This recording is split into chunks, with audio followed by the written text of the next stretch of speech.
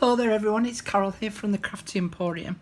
A little bit more scrap busting for you, using up all those bits of scraps and a new idea for you to have a play with your 12x12 papers. So first things first, most of us have made in our time some matchbook little notebooks, and again these are ideal for using up your scraps. So scraps of decorative paper and scraps of your coffee dyed papers. Now I haven't decorated any of these up apart from just by adding some lace on the bottom, so you can do them to whatever size you actually want.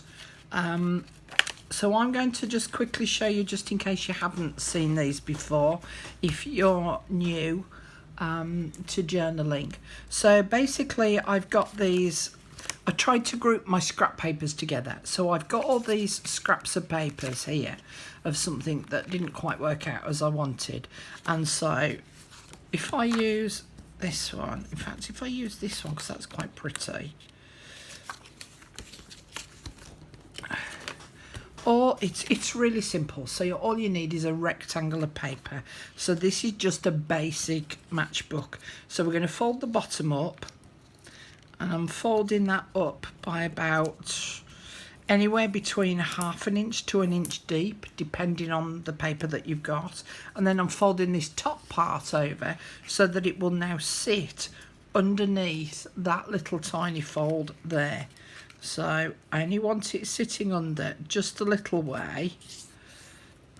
So if I show you close up, you can see how much I've, so it's only a little bit, so that if I do that, this top bit will pop open, all right, and it's easy to sit under. If you do it any longer, then it's not going to sit under and it's going to be difficult to pull out. So all I'm doing then is, again, from my scrap bits of coffee dyed paper and card, let's just pull some out. So it's about that width, isn't it? So let's just pull a couple of them out. And again, I've just banded these together, and there's card in there, there's paper in there. And all I'm going to do is just tap them so that they're all even at one end. Just roughly see how deep they need to be by sitting them on top. And just using my ruler, now this one's got a metal edge on it here. I'm just going to rip these off so that they're slightly shorter than the full length.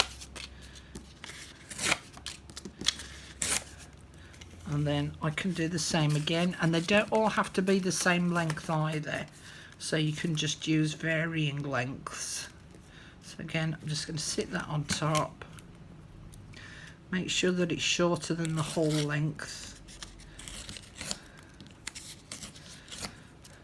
And if you don't want to get rid of these little bits, you can include those as well. And then all I'm going to do is open this up and sit them underneath that small little tray almost, and then I'm going to staple them together. Now you would normally staple this way, so then the folded bit of the staple would be on the back, but I'm actually going to turn it over and do it the other way, and I'll tell you why in a moment. Just make sure that I've got it in the center. Yeah, about there. Okay, so now we've got a smooth bit on the back, because if you have the folded bit of the staple on the back, it's quite rough to touch, so you could actually end up snagging your finger onto the folded edge, and at least this way we can cover it up. Now I've placed the staple not quite halfway. It maybe could have done with being just fractionally lower, because I need to be able to leave this top bit open to be able to then sit that underneath it, okay? And then this bit here, I can just use my bone folder to just sit on top of those folds and just flatten that stapler down a little bit, because it is protruding just a little. And then I can either decorate that up with a piece of lace, a piece of washi tape, a piece of fabric, a decorative piece of paper, and it just helps to cover over that little bit of the staple there, and then that slots under, and you've got yourself almost like a little mini notepad, and they're called matchbooks. Okay, so as you can see, really quick and simple to make, and a great way of using up your scraps. Now I've got a slightly different idea to share with you. So again, following on from the discussion that we had on the Facebook group, and we were talking about using up some of our ugly 12 by 12 papers. So one of the quick ideas that I showed you previously was that I just covered some of the papers with a whole napkin. So with this one here, I covered it with this autumnal paper. All right, so that's one of the papers that you could use. Right, so that's what it looks like now. That's what it did look like. Ugh, gives me the shudders. Now, one of the other papers that I'd got, I didn't actually want to cover this with a napkin, so I'm using it just purely as it is. But what I've done is I've cut it down the middle, the 12 by 12 paper pad, I cut down the middle, so I'd got a 12-inch long strip and a 6-inch wide, okay? And I ended up making a large matchbook, okay? So inside this one, because I've now quite highly decorated it, this, what I would consider to be an ugly pattern, is barely visible, right? It's visible on the back, but it's not visible on the front. So don't always feel that you've got to totally decorate an ugly paper with something else. Don't feel that you've got to paint it with gesso. Don't feel you've got to cover it with a napkin. Just purely by decorating it up, you can end up with something that is still really nice, and it's using up an ugly paper. So this is a big matchbook pad, all right? And what I've done inside is I've done it in exactly the same way as this little one, and then I've used up some of my 6 by 6 papers, because that was one of the other things that we mentioned, was that we've got loads of 6 by 6 pads and we don't know what to do with them and use them. So I'm making this for my granddaughter, and I'm putting a variety of different quotes and sayings on each of the tags, and then explaining the reasoning behind each one of the messages. So on this one here, task 1, make your bed every day. All right, and the reasoning on the back, and I've been watching some inspirational videos on, or motivational videos I should say, on YouTube, because they do come up with some cracking things. And on the back it says, accomplish this first task every day. It will inspire you to do another task. The little things in life matter, and if nothing else and you've had a miserable day, at least you come home to a bed that is made. All right, so it's that sort of thing, so that when she is feeling a bit crappy, she might be able to have a look through these, and they might just inspire her to continue on with her day. So this one reads, measure a person by the size of their heart, which I think could be said for all of us to adopt that one. But yeah, so I've put a selection of tags in there, and I'm going to decorate each one of those up, and I'm going to give her that. So I'll just show you basically what I did. So as I say, I got my 12 by 12 paper pad, or my 12 by 12 paper sheet, and I then cut it down the middle. So it was a 6-inch wide strip, but I've used the full length of the 12 by 12 pad. I folded up the bottom part. Now I folded this up quite deep, and the depth of this is 1 3/8 inch, so probably a 1 inch would have done me just fine. And then I folded that over so that it would sit underneath. Now I did it based on the pattern, so that as you can see, this pattern continues on. All right, so that's why I didn't sort of actually measure it. I did it so that the pattern carried on. But if I was using just any old piece of 12 by 12 paper, I would probably do a 1 inch wide fold at the bottom, and then fold this over so that it slips underneath nicely, just the same as it does with the little matchbooks that we've made previously. The next thing I did was I went through my 6 by 6 paper pads, because they've been sat there a very long time. And I'm going to sort some of these out, and I'll come back in a moment and show you which ones I'm going to use. Okay, so I've sorted out my papers that I'm going to be using, and I've got a couple of different weights here, but I just thought that those colours went really nicely with this particular paper that I'm using. Now, one of the things that you need to bear in mind is because of the way in which I've folded it, the whole depth of this, so if I lift that up like that, the whole depth of this is not 6 inches. So if I just measure it, this is actually 5 3/4 inches deep. So I'm going to have to chop my decorative papers down a touch, and I want them slightly shorter than 5 3/4 inches so that they sit in there comfortably. So I'm going to cut them to 5 1/2 inches deep. Now the other thing is that I cut this to 6 inches wide because that was half of the width of the 12 by 12 paper pad. I know that these are 6 inches wide, so they will just comfortably fit in. But if I wanted to leave a little bit of a space on each of the edges when I add these, I need to trim just a fraction off the edge of each of these papers as well.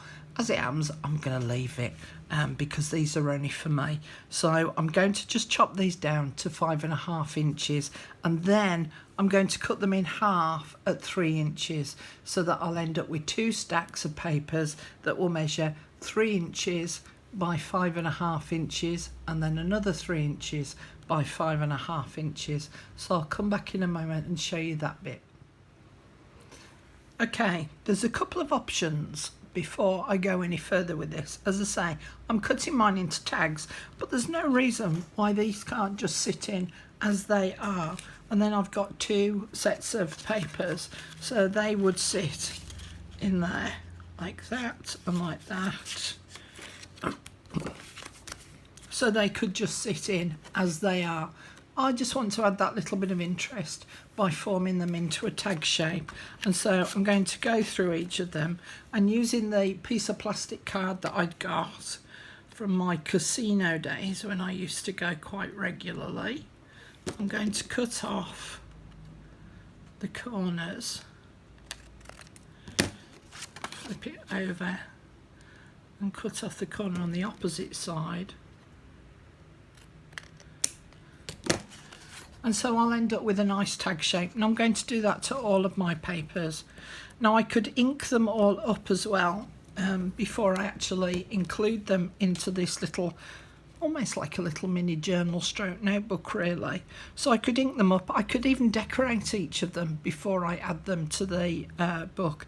But I wanted to do it that I craft with them as I'm going along, as I come up with some more inspiration. Excuse me. So that's why I'm adding them now and not decorating them now. As I say, you can ink them up before you actually staple them in place. Excuse me. Of course, the other use for this is that if you're going away somewhere and you want to keep a load of tags in a safe, flat place so that you can craft on them whilst you're away, then again, you can put them in here. Close that up, and then they're nice and neatly stored in there, and you could just put a clip at the bottom to just hold them in place, so then you can pull them out as and when you need them. Okay, so I'm going to go off and I'm going to cut all of these out and ink them all up, and I'll come back and show you what it looks like when I've done all of that. I've inked up all the edges of these tags now, and I'm going to sit them inside. I'm doing it flat for me because I've only got 6 of each of these tags, so 12 in total. So I'm just going to sit those in there, and I'm going to butt them right the way up to this edge here, because I know that collectively they come to 6 inches, which is the width of the actual sheet, because I didn't cut them down. And then I'm going to use a binder clip to just clip it on the edge there to hold those in place whilst I put the next batch in. So they will be butt up to these and butt up to this edge here. And again, just put a binder clip on the end. Oop. Doesn't want to be used, this one, come on. So as you can see, if I now wanted to take this away with me, I could just leave it just purely at that, and then I can pull these tags out as I wanted. But as I say, I want to make it into this little booklet, so I'm going to use my stapler again, and I'm going to put it about a third of the way up. So if I just spin it over, let's move you clips out the way a minute, and then position it like so, and just check quite got it in the middle. Okay, so I'm okay with that. So I'm just going to put, oh, I don't know if that went through. Ooh, vaguely, so I'm going to have to redo that one again.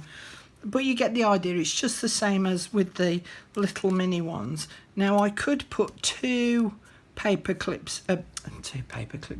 staples in to hold these down,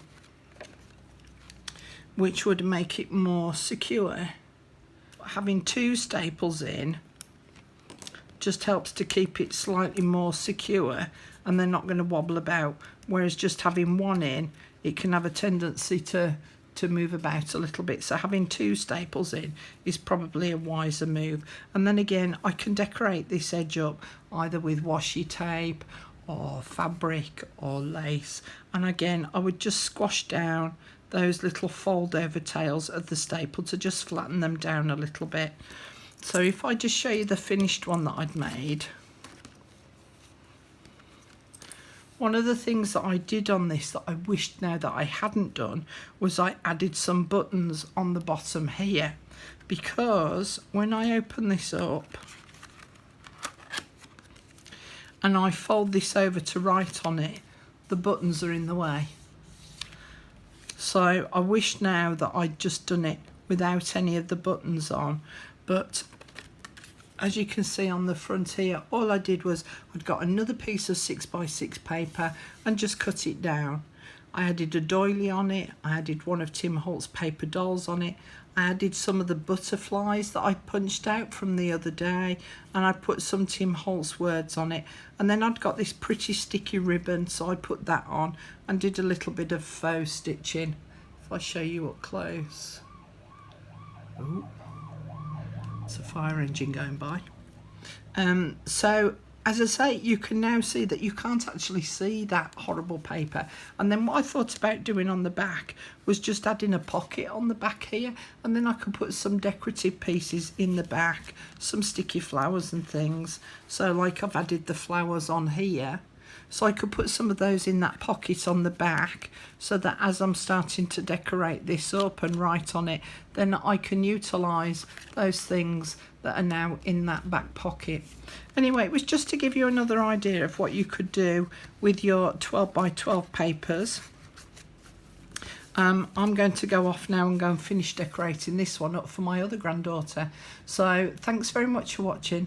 Hope to see you all again really soon. Thanks for joining me. Bye.